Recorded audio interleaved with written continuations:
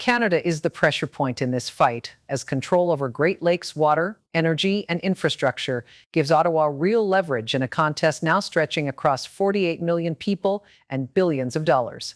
In economic exposure, Mark Carney has rejected any attempt to let Donald Trump turn water access into a political weapon, while Washington is moving fast to lock in funding, signaling that the U.S. knows this is not a bluff and Canada is not playing defense. The stakes are bigger than a regional dispute.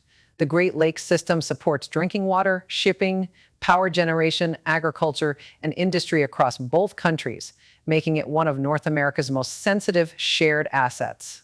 According to cross-border water and economic estimates, the basin touches communities that collectively represent nearly 48 million people, and any pressure campaign around it can ripple through supply chains, utilities, and state budgets almost immediately. Carney's position is straightforward. Canada will not accept Trump-style leverage dressed up as negotiation. In Ottawa's view, this is not about efficiency or reform. It is about sovereignty. And the water issue is exactly where that line gets drawn. That matters because Washington is now racing to secure funding and stabilize domestic exposure before the pressure campaign gets any louder, a sign that the U.S. side is already reacting to Canada's refusal to fold. The timing is what makes this so ugly for Trump. If the White House expected Canada to panic, the response has been the opposite: firm, public, and coordinated around assets the U.S. cannot simply replace. Great Lakes water is not a talking point, it is leverage. And once Ottawa made that clear, Trump's next move started looking less like a power play and more like a rebound that could backfire fast. Canada is forcing Washington to move faster, and Bill Eisinger's bipartisan push on the Great Lakes has made that urgency impossible to hide. In recent days, the U.S. lawmaker has rallied support across party lines for a tighter federal response, underscoring how seriously American officials are treating a water fight that Ottawa still views as a sovereignty issue, not a bargaining chip. The shift matters because the Great Lakes are no longer being discussed as a shared resource in the usual diplomatic sense. They are now being treated in Washington as exposed infrastructure, with lawmakers and agency officials working to reduce domestic vulnerability before Trump's next move can turn access, pricing, or oversight into a pressure point. That is the tell. The U.S. is reacting, while Canada is holding the line. Eisinger's effort reflects a rare bipartisan consensus that the basin cannot be left in political limbo. His allies are arguing that federal funding, regulatory coordination, and emergency planning need to be locked down now, because the economic consequences of a disruption would hit shipping, utilities, agriculture, and municipal systems across both sides of the border. In practical terms, that means the United States is trying to shore up its position before the issue hardens into a broader standoff. But Ottawa is not budging, and that is exactly what gives Canada the upper hand. Canadian officials have made clear that water access will not be treated as a concession in a trade or political fight. Even as Washington frames the issue as a matter of resilience and national security, the gap is obvious. The U.S. is scrambling to organize, while Canada is already acting like the side with the stronger legal and strategic footing. That dynamic is what turns a policy dispute into a strategic standoff. If the Great Lakes were supposed to be the shared ground where Trump could force a deal, the response from Canada has been the opposite of compliant. Instead of gaslighting the issue into a routine negotiation, Ottawa has made the message blunt. This is not for sale, not for leverage, and not something Washington can simply repackage as reform. The political optics are not helping Trump either. A bipartisan push in Congress signals that even U.S. lawmakers see the danger in letting the White House turn a cross-border water system into a personal power play. From Canada's point of view, that is the whole point.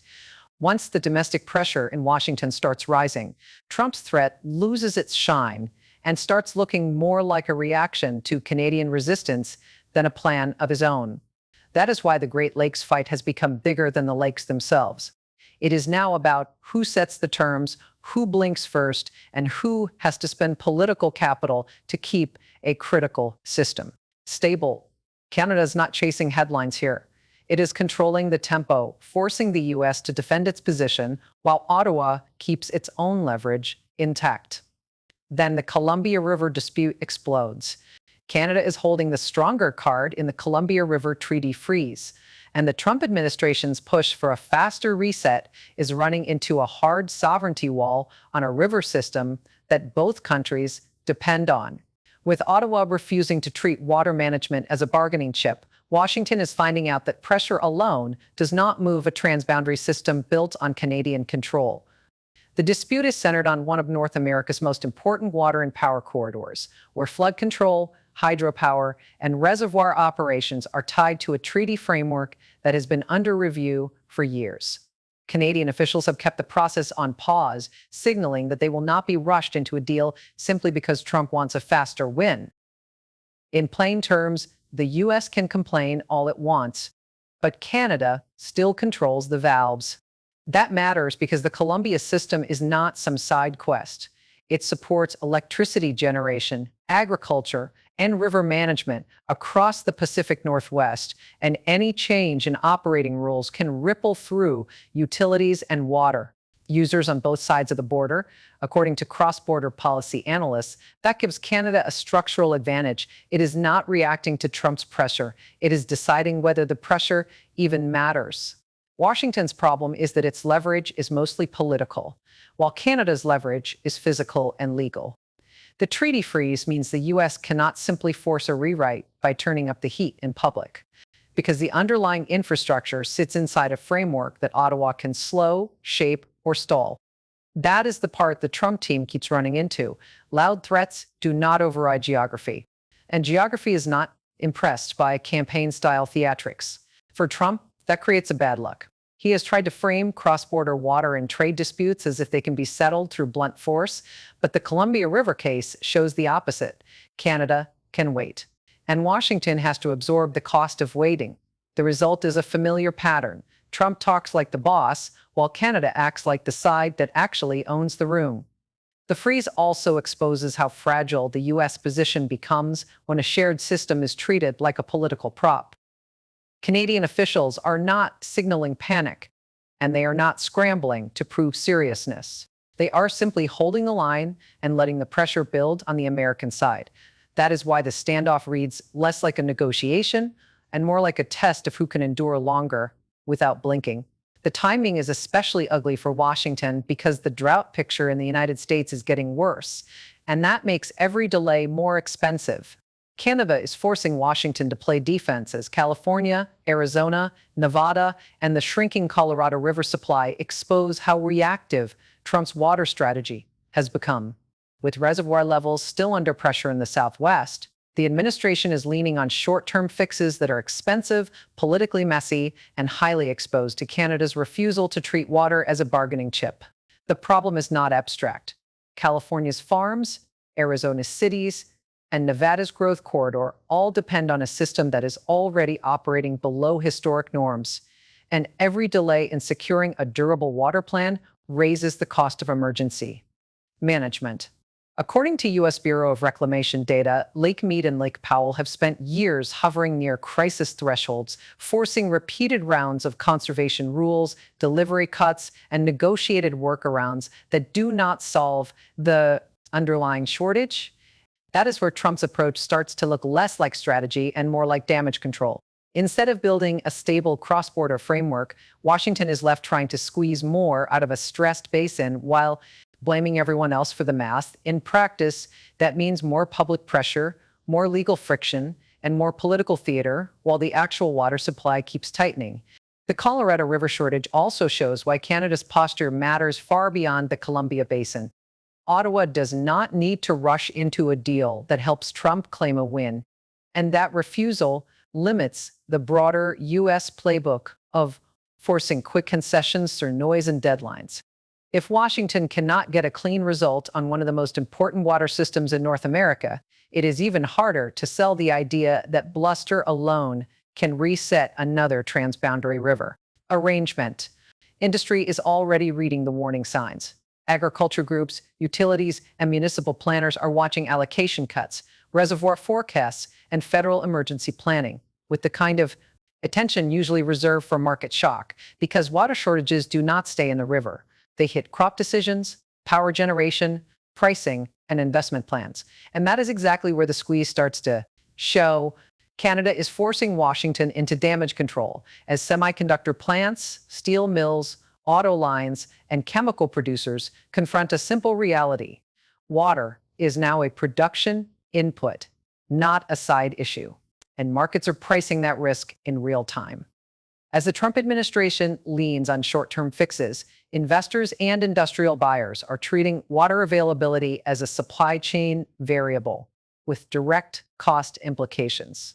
The pressure is showing up first in manufacturing, where fabs, mills, and assembly plants depend on steady cooling, processing, and sanitation flows. A single disruption can idle equipment, delay shipments, and push up operating costs, which is why water security is increasingly being folded into capital planning alongside power and labor. In other words, this is not some abstract policy fight. It is the kind of operational headache that hits quarterly earnings fast. Semiconductor makers are especially exposed because advanced chip fabrication requires large volumes of ultra-pure water, and even modest supply stress can force expensive treatment upgrades or production slowdowns. Steel and chemicals face a similar problem on the industrial side, with water needed for cooling systems, refining, washing, and chemical processing. Auto manufacturing, meanwhile, depends on both direct plant use and the broader supplier network, meaning a water squeeze can ripple from one facility to dozens of vendors. That is why markets are reacting before the political headlines catch up. Analysts tracking industrial inputs say water risk is now being priced into project timelines, insurance assumptions, and regional expansion decisions. Particularly in areas already exposed to drought or aging infrastructure, the message is blunt. If water becomes uncertain, the cost of doing business goes up, and the first companies to feel it are the ones with the tightest margins and the most complex supply chains. Canada's stance matters because it keeps Washington from turning the issue into a clean win narrative. Ottawa is not handing Trump a quick cross-border fix that can be sold as a decisive victory. And that refusal leaves U.S. officials stuck managing downstream consequences instead of claiming control. The result is a familiar Washington pattern: big rhetoric, reactive policy, and a scramble to contain the fallout after the market has already moved. Industry groups are reading that sequence as a warning, not a one-off. Utilities, plant managers, and procurement teams are watching reservoir levels, river forecasts, and regulatory responses with the same urgency they would reserve for a tariff shock or a port shutdown. When water starts moving through boardroom risk models, the politics stop being theoretical, and the cost curve gets real. For Trump, that creates a nasty choice: escalate the pressure and risk more disruption, or back into a slower, more expensive compromise that looks a lot like retreat. Either way, Canada has managed to keep the leverage where it wants. While U.S. manufacturers are left to hedge against shortages they cannot fully control, the geopolitical fallout spreads beyond North America. Canada is turning water into leverage, and that is forcing Washington into a sovereignty fight it cannot spin away. As the Trump administration looks for ways to blunt Ottawa's position, the real contest is shifting from rhetoric to infrastructure, climate stress, and who can actually control the flow. The stakes are bigger than a diplomatic spat. Freshwater is not just a resource in this fight, it is a strategic asset tied to power generation, agriculture, shipping, and industrial planning across North America. That is why Canada's position matters now more than ever. It is holding the line on a cross-border issue that Trump's team wants to turn into a quick political win. The problem for Washington is that water does not respond to slogans.